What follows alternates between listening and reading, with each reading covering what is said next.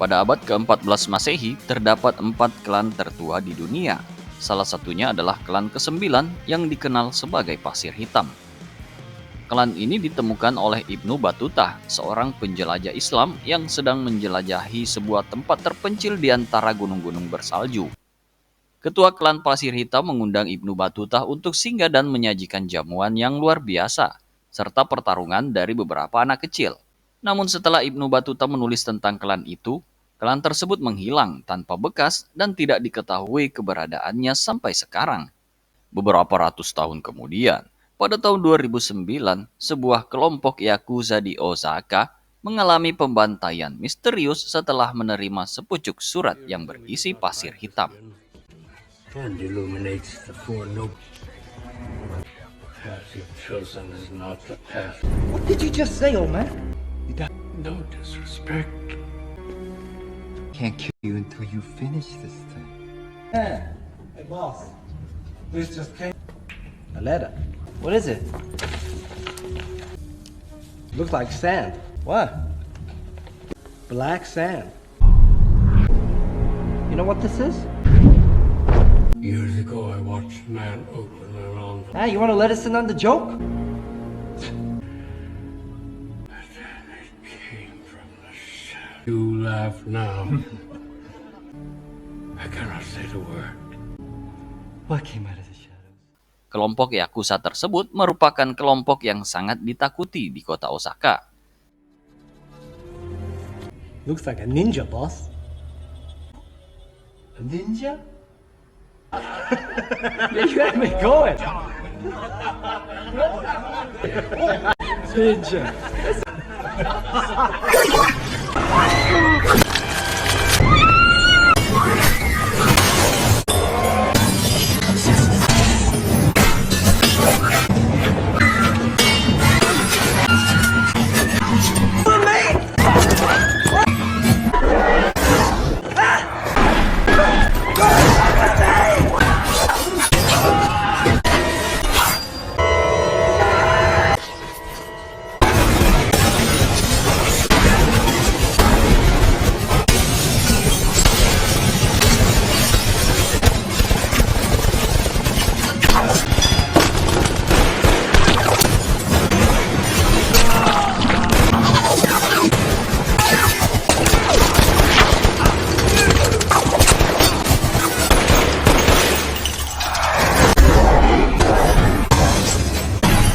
You don't have to do this.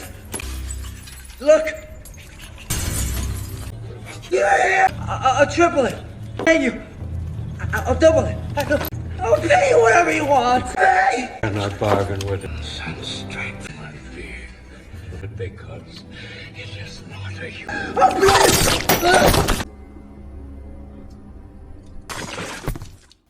Ternyata, klan ke-9 yang dikenal sebagai Pasir Hitam masih eksis hingga saat ini dan mereka merupakan pembunuh yang sangat kejam. But you are real. For 57 years I've told. 2 minggu setelah pembantaian di Osaka, seorang agen forensik bernama Mika Koretti menunjukkan hasil penyelidikannya tentang banyak kasus pembunuhan yang terkait dengan sekelompok ninja misterius, termasuk pembantaian kelompok Yakuza di Osaka.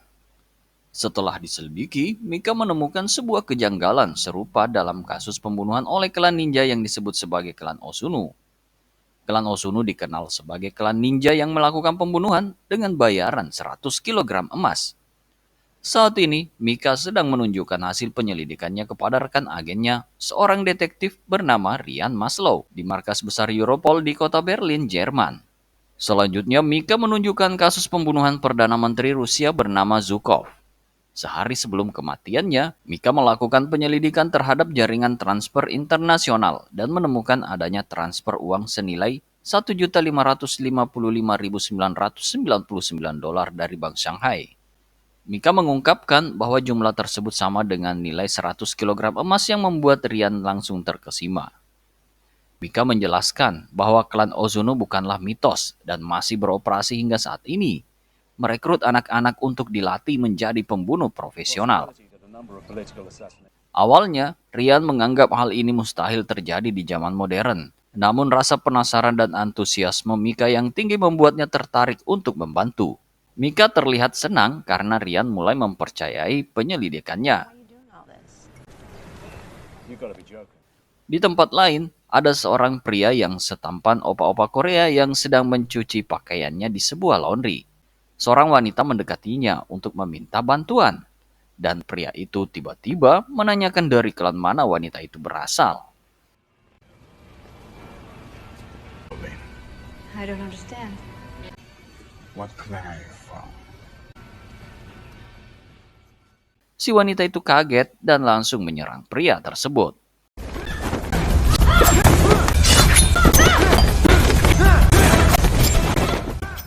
Suara gaduh yang tak biasa membuat pemilik laundry mengecek dan terkejut melihat seseorang yang berada di dalam mesin cucinya.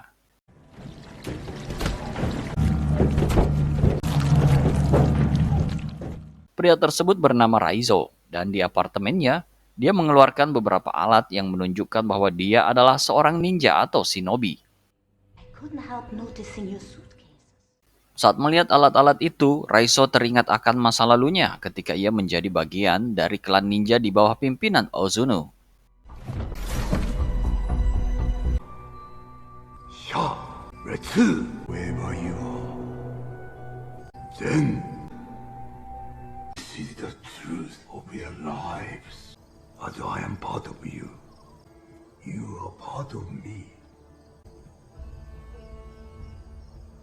Welcome him as your brother, Raizo. I have given him the name.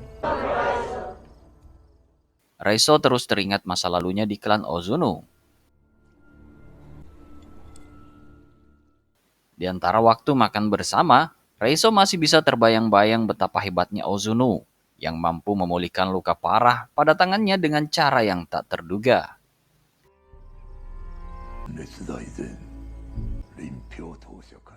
Bagi seorang ninja klan Ozuno, mengontrol tubuh, haus, lapar, bahkan mengendalikan darah dalam pembuluh darah adalah keterampilan yang sangat penting. Dan untuk menguasainya, hanya memulai latihan yang sangat keraslah jalan ninja dapat ditempuh.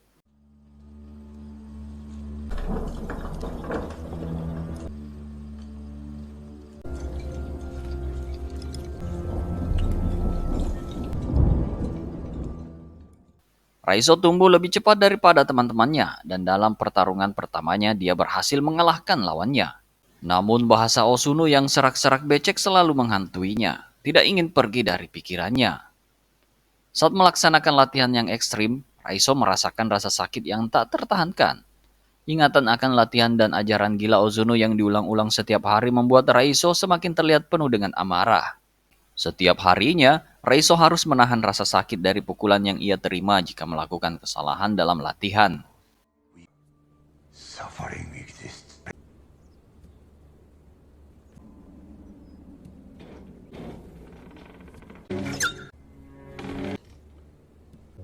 You must hate all weakness. Hate it in yourself, hate it in others, but most of all,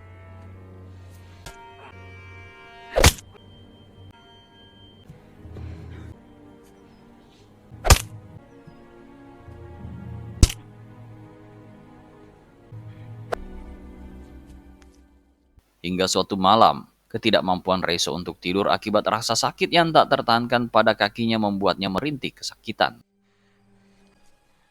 Kiriko, seorang gadis yang penuh belas kasih, mendengar rintihannya dan memberinya ramuan untuk meredakan rasa sakitnya.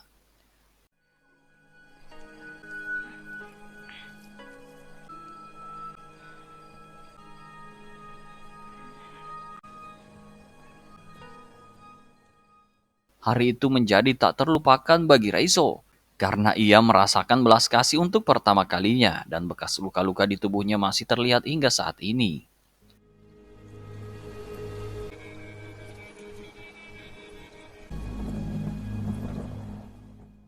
Di tempat lain, setelah berhasil mencari alamat Alexis Sabatin, Mika akhirnya tiba di rumahnya dan disambut oleh istri dari Alexis Sabatin. Nyonya Sabatin menceritakan kisah 2 tahun yang lalu, sebelum suaminya meninggal. di mana laporan Alexei tentang misteri di balik pembunuhan Perdana Menteri Zhukov menarik perhatian publik. And lights and motion sensors.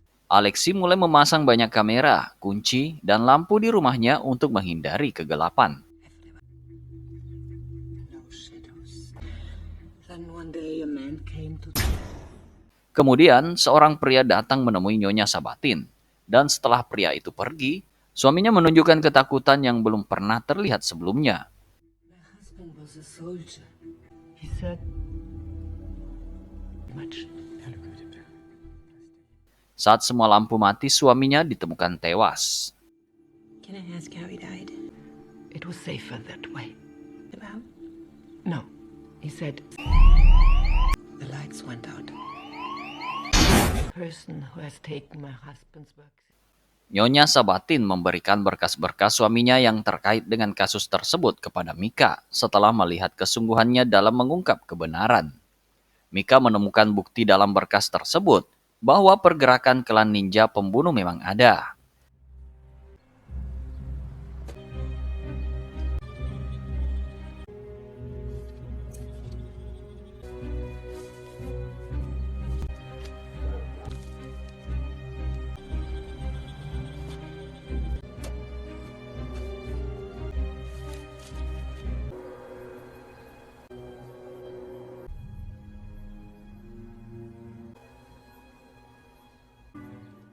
Setelah menonton rekaman CCTV pada malam kematian Alexei Sabatin, Mika menemukan Raizo yang terekam jelas.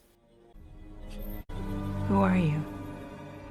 Pada keesokan harinya ketika Mika sedang bekerja, Sabretsky, seorang agen datang menemuinya dan menanyakan tentang hubungannya dengan Rian. Sabretsky menduga Rian mengalami stres berat karena tingkah lakunya yang aneh akhir-akhir ini. Ternyata Sabretsky juga sudah menemui Rian dan menanyakan hal yang sama, seolah-olah dia tahu apa yang sedang diselidiki oleh Mika dan Rian. Rian meyakini bahwa jika ninja pembunuh yang disebutkan oleh Mika benar-benar ada, maka itu menunjukkan bahwa beberapa orang penting di dunia terlibat dalam kasus tersebut dan tidak ingin rahasia di balik klan 9 terungkap. Can wear on a man, huh? Agent Musler has a serious caseload. Rian bahkan menduga bahwa klan 9 dilindungi oleh beberapa orang berpengaruh. Karena situasi semakin berbahaya, Rian menyarankan agar Mika lebih berhati-hati karena kasus ini bukan kasus biasa. Pada malam harinya, ketika Mika sedang membaca berkas milik Alexei Sabatin, dia menemukan fakta baru tentang klan 9. Di dalamnya terdapat manuskrip kuno asli dari seorang penjelajah muslim bernama Ibnu Battuta yang pernah singgah di salah satu tempat dari 9 klan kuno. Dari manuskrip tersebut, Mika mengetahui bahwa klan 9 sudah ada sejak ribuan tahun yang lalu, dan seperti yang dikabarkan, mereka menculik anak-anak untuk dilatih menjadi pembunuh yang kejam. Sementara itu, di tempat lain, Raizo sedang melanjutkan latihannya dengan menggunakan katana dan kusarigama, dua senjata yang sulit dikuasai dan menjadi andalannya sebagai seorang ninja Jepang. Dengan senjata ini, Raizo bisa memotong, menjepit, atau mengikat lawan. Namun latihan tersebut memicu kenangan buruk dari masa lalunya.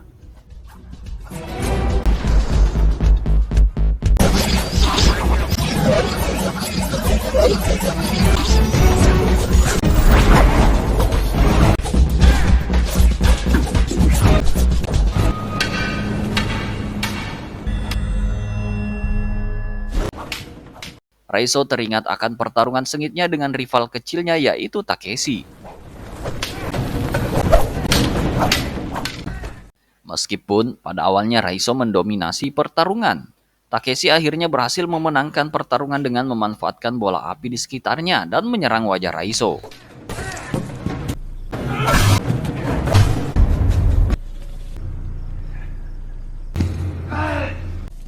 You think this is pain?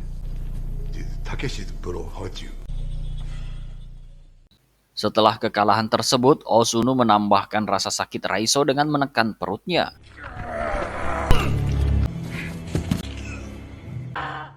Dan mengatakan bahwa itu adalah ujian untuk Raizo untuk mengendalikan rasa sakit tersebut. It's true pain.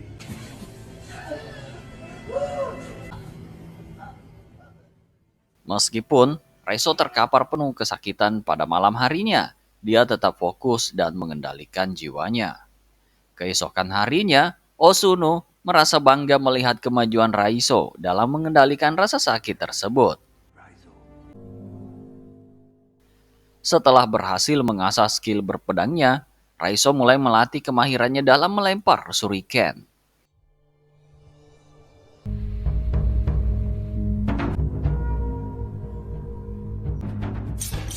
Namun, seperti biasa, ingatan masa lalunya kembali muncul dan menghantuinya. Kali ini, Raizo berada dalam momen di mana dia semakin dekat dengan Kiriko ketika sudah dewasa. Suatu hari, Raizo terkejut melihat Kiriko membebaskan kawat yang menjerat pohon bonsai. Meskipun itu merupakan pelanggaran dalam klan mereka. Namun itulah saat di mana Kiriko mengajarkan Raizo makna dari kebebasan dan kasih sayang. Kiriko menyadari potensi kebaikan yang dimiliki Raizo dan tidak ragu untuk mendengarkan detak jantung Raizo dan sebaliknya. Ini bertujuan agar Raizo memahami bahwa semua makhluk hidup memiliki jantung dan jiwa yang memandu mereka menuju nurani sebagai seorang manusia. Setelah berhasil mengasah kemahirannya dalam melempar shuriken, Raizo melanjutkan latihannya dengan menutup mata. Ini merupakan salah satu keahlian yang telah dia kuasai sejak lama, di mana Raizo tidak boleh menggunakan matanya selama 1 tahun penuh saat beraktivitas dan berlatih.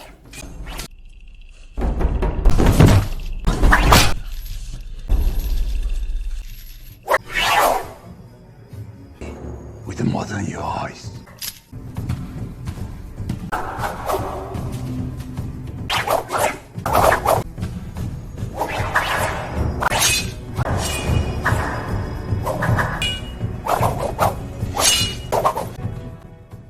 Seiring berjalannya waktu, Raizo menjadi semakin ahli dalam mengasah indera pendengaran dan penciumannya. Keterampilan yang dimilikinya itu jauh lebih tajam daripada manusia pada umumnya. Suatu malam, Raizo terkejut ketika ia bisa mendengar detak jantung Kiriko yang terdengar jelas di kejauhan. Karena sangat tajamnya indera pendengarannya, Raizo mampu mendeteksi irama detak jantung Kiriko dan merasakan detak jantungnya beriringan dengan miliknya.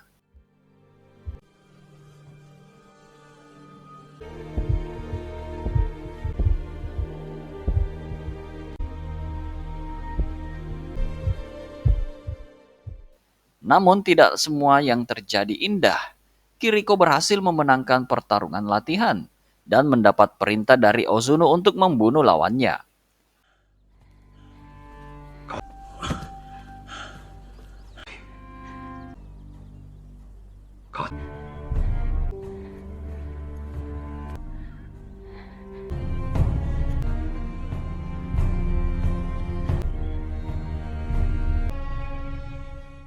Kiriko menolak tegas karena dia sadar bahwa tempat ini tidak sesuai dengan nilai-nilai kasih yang dijunjungnya. Ozuno marah dan menghukum Kiriko dengan mengurungnya sebagai peringatan bagi anggota lain. Raizo merasa terpanggil untuk menemui Kiriko. Malam itu dia pergi mencari Kiriko dan memberinya minum. Tapi Kiriko terlihat sangat lelah dan kurang sehat. Why?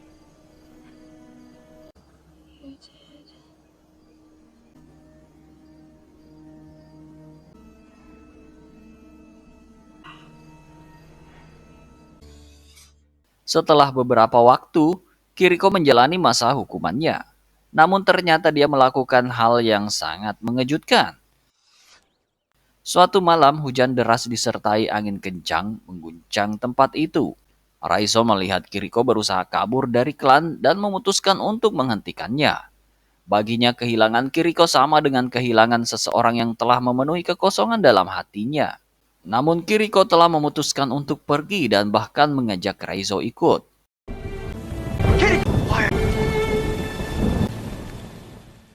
Sayangnya, Raizo masih terpaku pada pemikiran Ozuno dan enggan keluar dari zona amannya. He can never touch my heart. Life. Kemudian dengan hati sedih, Kiriko mulai memanjat untuk keluar dari tempat itu.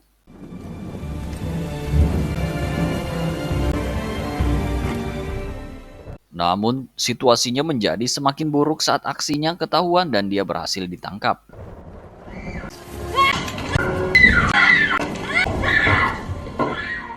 Keesokan harinya, Kiriko diikat dan dipertontonkan di hadapan seluruh anggota klan yang menunggu dengan sabar.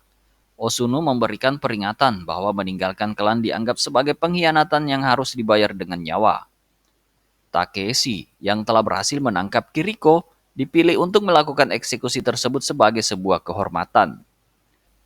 Raizo merasa terpukul melihat Kiriko dihukum, namun dia masih terjebak dalam pemikiran klan yang diajarkan kepadanya sejak kecil. Kita lanjut ceritanya. Beberapa tahun kemudian, Ozuno memberikan misi pertama untuk Raizo. Ozuno memberitahu Raizo untuk membunuh seseorang yang mengenakan jam tangan emas di tangannya. Ini adalah misi pertama dan terakhir untuk Raizo, seorang ninja berbakat dengan level tertinggi di klan Ozuno.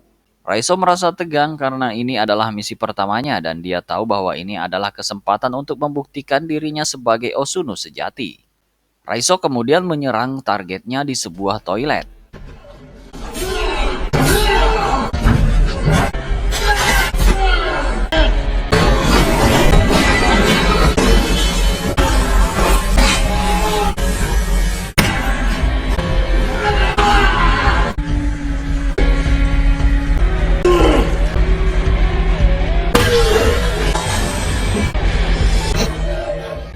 Meskipun awalnya agak kesulitan, namun akhirnya Raizo berhasil mengalahkan musuhnya itu. Setelah itu, Raizo naik ke atap gedung dengan jam tangan baru yang dia dapatkan, dan menunggu Osuno yang datang. Raizo berlumuran darah dan merasa sangat lelah, namun dia sangat senang karena berhasil menyelesaikan misi pertamanya. Ketika Osuno tiba, Raizo memberikan jam tangan itu kepada Osuno. Tetapi Ozuno malah memberitahu Raizo untuk menyimpan jam tersebut sebagai kenang-kenangan. Ozuno ingin Raizo selalu mengingat setiap momen yang mereka habiskan bersama-sama di klan Ozuno. Namun, Ozuno juga memberitahu Raizo bahwa untuk menjadi Ozuno sejati, Raizo harus mengeksekusi seorang gadis yang ingin meninggalkan klan. Hal ini membuat Raizo teringat akan Kiriko dan membuatnya merasa sangat sulit untuk melakukan perintah tersebut. Ketika Kiriko meninggal, Raizo merasa hancur dan perlahan-lahan mulai meragukan kebenaran doktrin Ozuno. Perasaannya semakin kuat hingga akhirnya Raizo memutuskan untuk melawan Ozuno.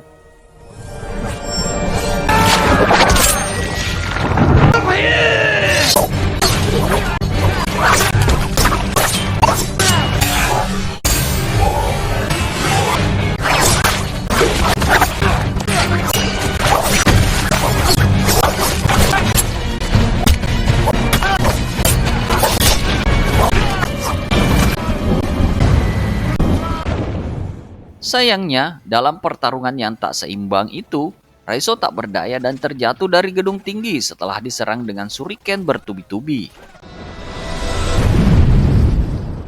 Raizo berhasil selamat dan bersembunyi dari klan Ozuno. Kini, setelah menerima telepon penting, Raizo akhirnya mulai bergerak untuk menjalankan rencananya. Sambil memeriksa foto Mika, Raizo merasa harus bertindak cepat untuk melindungi gadis yang belum pernah dikenal sebelumnya itu. Sementara itu, Rian yang takut terjebak dalam kasus Klan 9 yang tengah dipelajari oleh lembaga intelijen internasional merasa semakin khawatir karena kantornya telah diacak-acak oleh para agen. Rian semakin yakin bahwa ada sesuatu yang besar dan berbahaya menyangkut klan Ozuno yang membuatnya semakin takut. Dalam situasi yang semakin tidak aman ini, Rian memutuskan untuk memberikan senjata kepada Mika untuk berjaga-jaga dan bahkan menyuruhnya untuk berlibur jauh dari rumahnya. Namun, ketika Mika kembali ke rumahnya, dia menemukan lingkungan sekitarnya dalam kegelapan dan merasa ada seseorang yang mengintai. What's going on? A few months. Boom, the lights out. Excuse me.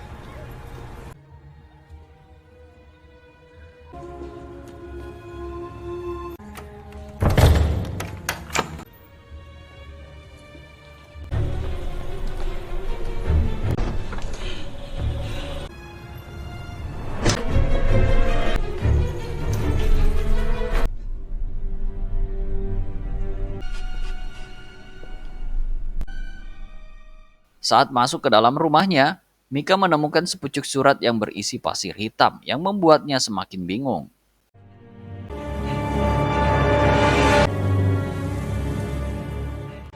Tanpa diduga, Mika melihat dua ninja yang bertarung, membuatnya panik dan melayangkan tembakan.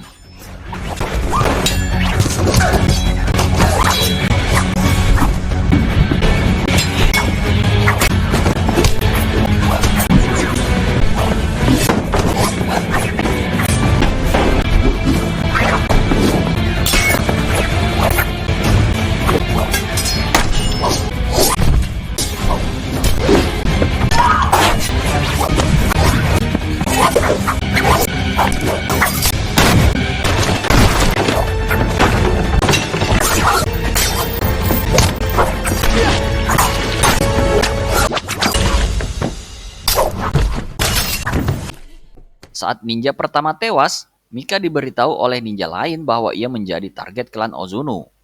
Namun ninja tersebut menawarkan untuk membantunya, asalkan Mika mau mempercayainya. Meski ketakutan, Mika menyetujui tawaran tersebut dan akhirnya ninja tersebut mengungkapkan dirinya sebagai Raizo, sosok yang sebelumnya terlihat di rekaman CCTV di rumah Alexis Sabatin. Namun Raizo merasakan kehadiran sekelompok ninja yang mendekati mereka, sehingga mereka harus segera pergi. You're from his clan. He was not born an assassin. They're coming. Who?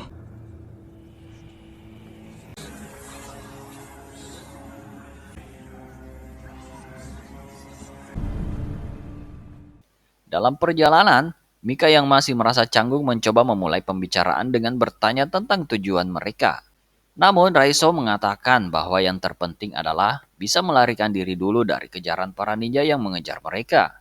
Ketakutan Mika semakin menjadi-jadi ketika Raizo mengungkapkan bahwa para ninja dapat mencium bau seperti serigala. Mika menyadari bahwa Raizo juga menjadi target para ninja dan sebaliknya. Raizo memang bertekad untuk menghancurkan klan Ozuno. Dari sini dapat disimpulkan bahwa Raizo menyelamatkan Mika bukan hanya karena ia sedang menyelidiki kasus klan 9, tetapi juga karena masa lalunya yang tak terlupakan dan tekad untuk menyelamatkan segala yang berkaitan dengan ancaman dari klan Ozuno. Exit here. Tak lama kemudian, keduanya tiba di penginapan yang ditunjukkan oleh Raizo. Di sana Raizo menyuruh Mika untuk mandi tanpa sabun, membuat Mika merasa sedikit salah tingkah. Kemudian, Raizo memberikan pakaian untuk Mika gunakan. Sebelum melanjutkan perjalanan, Raizo membantu Mika menghilangkan bau badannya agar sulit dilacak oleh para ninja. Saat sedang melakukan perjalanan, Mika berhenti di sebuah telepon umum dan menelpon Rian untuk menceritakan kisah pertemuannya dengan Raizo dan rencananya untuk membantu Raizo menghancurkan klan Ozuno dengan bantuan Rian. Dia lalu meminta untuk bertemu di suatu tempat. He's on our side, Ryan. Promises, but if he cooperates, I'll do what I can. How about the usual? Where?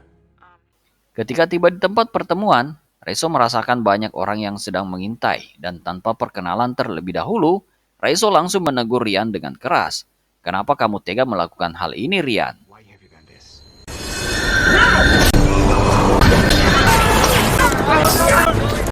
Following orders. Prisoner is secure, sir. Right. Looks like he belongs in a boy band. You couldn't have heard that. Could he? This is off the grid. 2 weeks ago, there's no such thing as ninja, and now it And Osaka, all tagging your boy. The only is not the enemy. He's a killer, mate. Been worth hearing. Look, you want to do the insubordination tag? You're not even listening to me. Raizo akhirnya ditawan oleh Rian dan anak buahnya di sebuah markas rahasia, membuat Mika merasa kesal dan kecewa. Namun, Rian kemudian mengungkapkan bahwa dia hanya mengikuti perintah untuk menangkap Raizo, yang membuat Mika semakin yakin bahwa para ninja ini memiliki perlindungan dari orang-orang penting dunia. Rian memberikan alat pelacak kepada Mika sebagai tindakan antisipasi jika terjadi sesuatu yang tak terduga. Setelah itu, Mika meminta maaf kepada Raizo dan memberinya minum. Ternyata, Raizo masih mempercayai Mika karena dia bisa mendengar detak jantung Mika dengan kemampuan khususnya yang terasah selama bertahun-tahun. Raizo merasakan ada yang istimewa dalam diri Mika. Namun, situasinya semakin mencekam ketika para ninja mengetahui lokasi mereka dan akan segera tiba. Too late. Mika segera memberitahu Rian Tetapi Rian merasa kuat dengan pasukannya yang elit dan meremehkan kekuatan para ninja. Whack jobs wearing pajamas, am I right? To believe that a group of ninja may be on their way here. I'm working on that. You have to give me some time. Given the situation we discussed, I have time. How soon? Namun saat listrik mati tiba-tiba, Rian mulai khawatir dan Mika bergegas ke Raizo untuk membebaskannya. Namun, penjaga menghalangi Mika untuk masuk.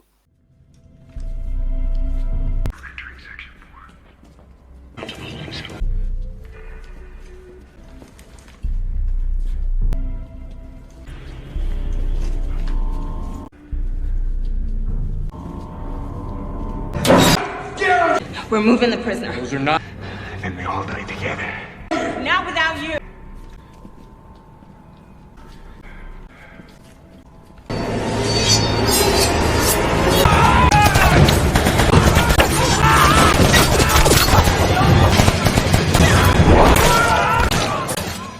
Raizo yang biasanya tenang, kali ini merasa khawatir dalam kegelapan dengan cahaya yang minim. Tanpa disadari, para ninja telah mengunci mereka sebagai target.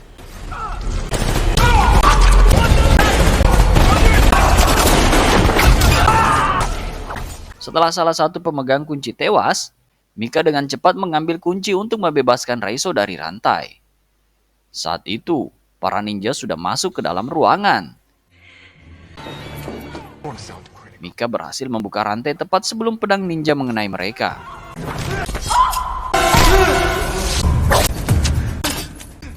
Di luar ruangan terlihat mayat prajurit yang terpotong-potong. Raizo meminta Mika untuk tidak bergerak karena merasakan kehadiran musuh.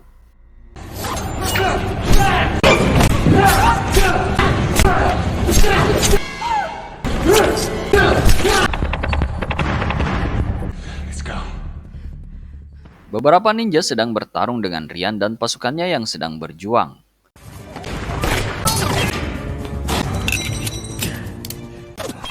Di sisi lain, Raizo meminta Mika untuk mengambil mobil di lantai atas karena merasakan kehadiran musuh yang lebih banyak kali ini. Go now. Dengan senjata andalannya, Raizo memulai pertarungan. Hajar!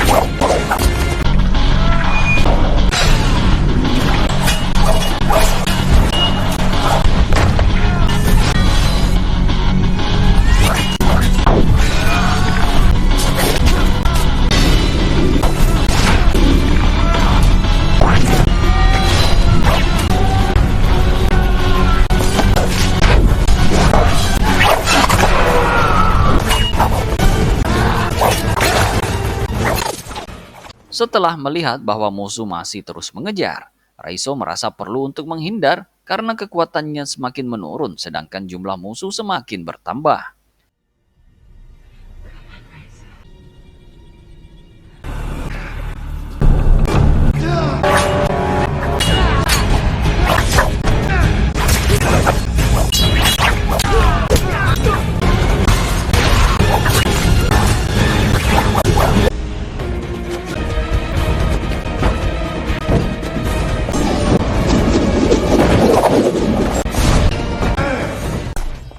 Saat Mika berusaha melarikan diri dengan mobilnya dari tempat parkir, mereka dihadang oleh ninja yang berusaha menghalangi jalannya. Namun, Mika berhasil menghindar dan melarikan diri sambil menabrak beberapa ninja.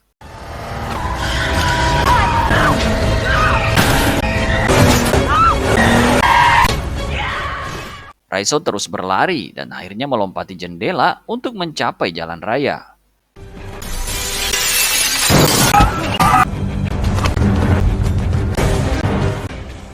Namun, pertarungan antara Raizo dan sejumlah ninja terjadi di jalan raya, dan Raizo terluka akibat sabetan pedang. Di saat-saat genting itulah, Muncul rivalnya yaitu Takeshi yang siap untuk membunuh Raizo. Namun tiba-tiba Mika datang dengan mobilnya tepat waktu. I was waiting for you. Raizo mengatakan bahwa dia merasakan bau Mika dan memang menunggunya.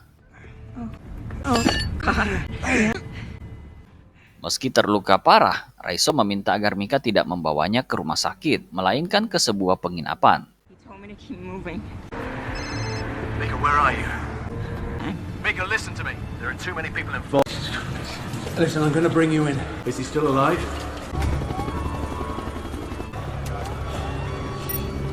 Mika, tell me. Setelah sampai di penginapan, Raizo meminta Mika untuk mandi tanpa sabun, seperti yang pernah dilakukannya sebelumnya. Mika memperhatikan kondisi Raizo dan mendengarkan curhatannya tentang dirinya serta ucapan terima kasih atas penyelamatan yang telah dilakukan oleh Mika.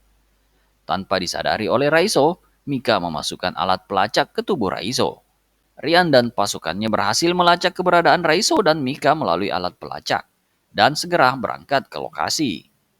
Namun para ninja yang mengetahui keberadaan Raizo sudah masuk ke kamar itu saat Mika sedang di luar.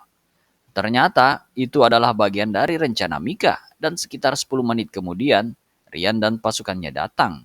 Tetapi Raizo sudah pergi. They took him 10 minutes ago.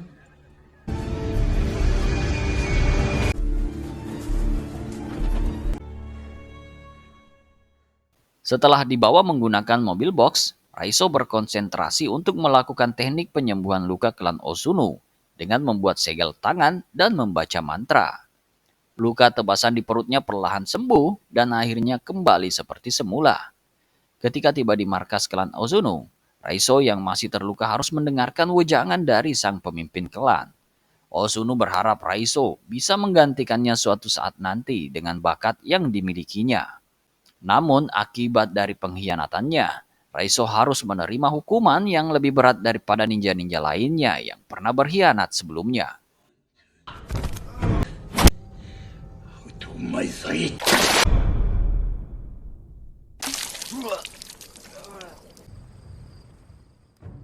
Setelah diikat di tempat biasa eksekusi para ninja pengkhianat, Raizo menderita penyiksaan terburuk dalam sejarah klan 9 selama ribuan tahun.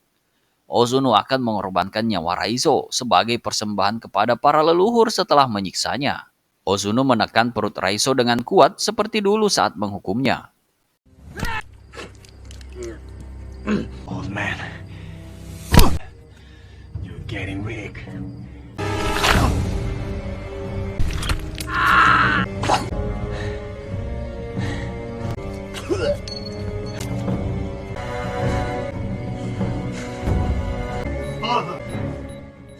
Namun, tiba-tiba keadaan menjadi heboh saat Raizo muntahkan benda kecil dari perutnya, yang ternyata adalah alat pelacak yang diberikan oleh Mika.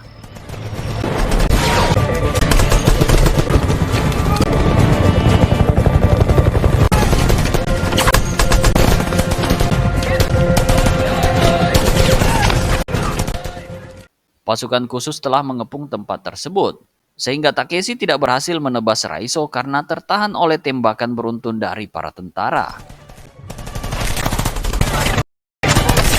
What took you? Because I was asleep doesn't mean I just... You knew I'd come? And I forgive you. Couldn't hear you. Wake up! Come this way.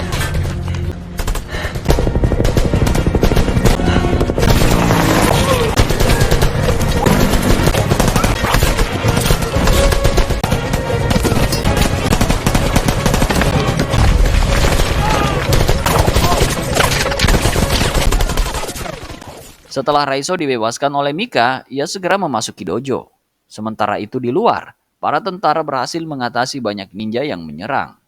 Namun begitu mereka masuk ke dalam, Takeshi dan beberapa ninja lain dengan mudah mengalahkan mereka.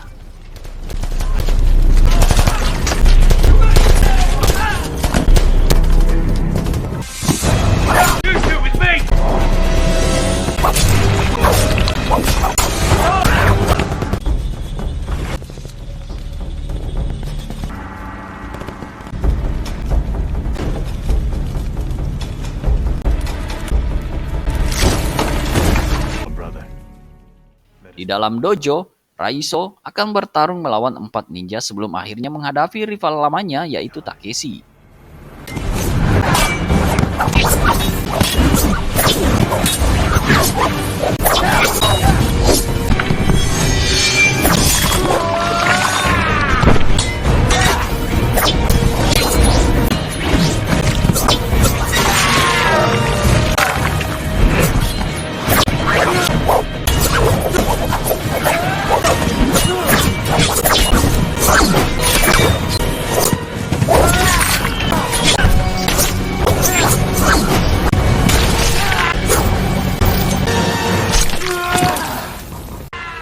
My turn.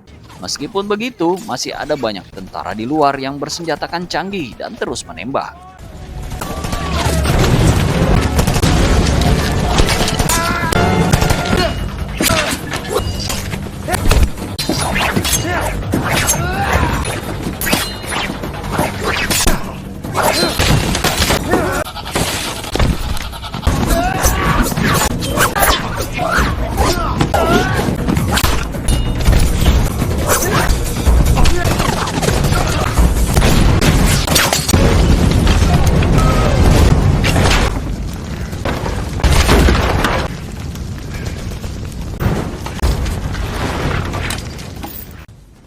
Selama pertarungan, Raizo yang menyimpan dendam lama bertarung dengan sengit melawan Takeshi yang iri dengan kemampuan Raizo.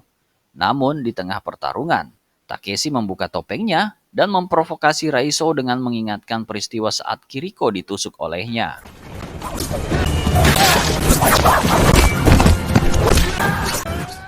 Raizo marah dan mengayunkan Gyukitsunya dengan keras.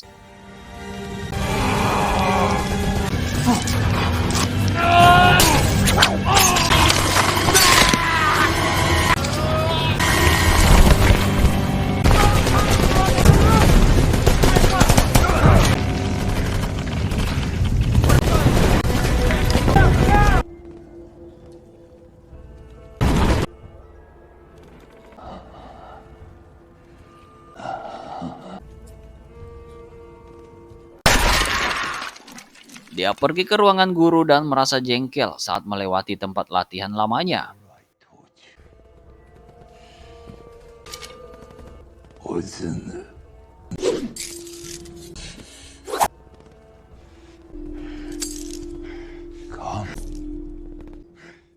Di sana, Raizo bertemu dengan Ozuno. Raizo tidak bisa menandingi Ozuno dan terus mencoba membangkitkan potensinya.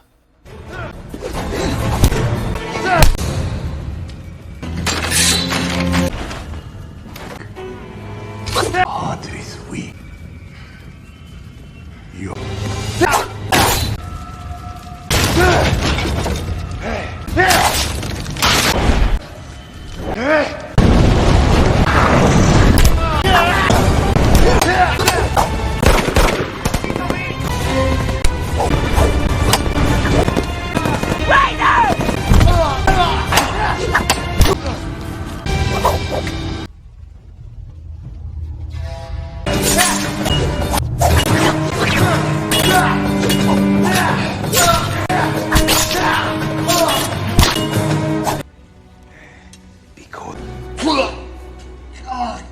With the first breath of my life.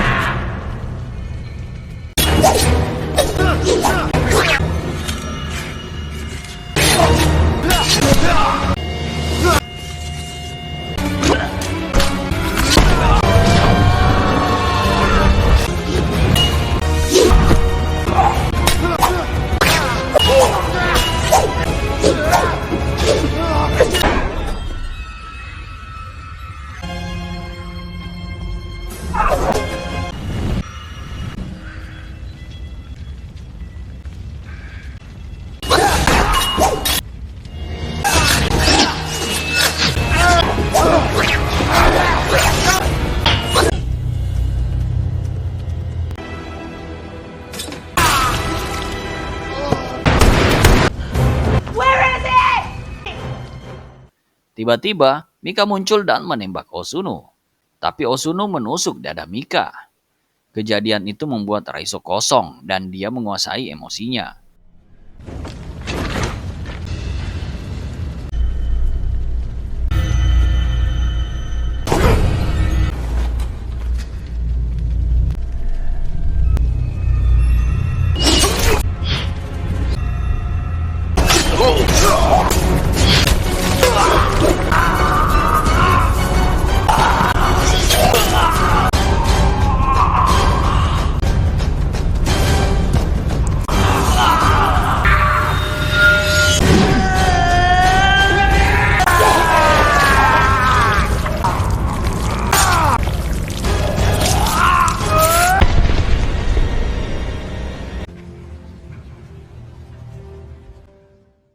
Akhirnya Raizo membunuh pemimpin klan ninja itu.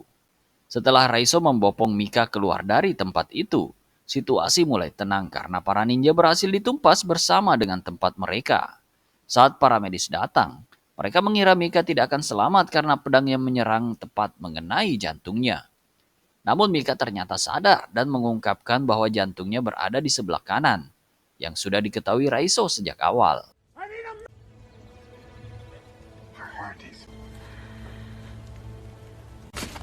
You alright? I don't understand. She gonna but My heart is so big. she's got a hole right through the middle of the heart.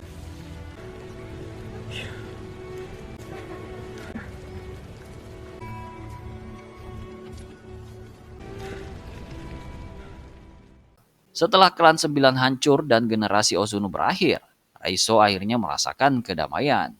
Puing-puing sisa bangunan mengingatkannya pada sosok Kiriko yang telah mengubah dan menghancurkan doktrin ekstrim Ozuno dan menjadi kenangan bagi Raizo.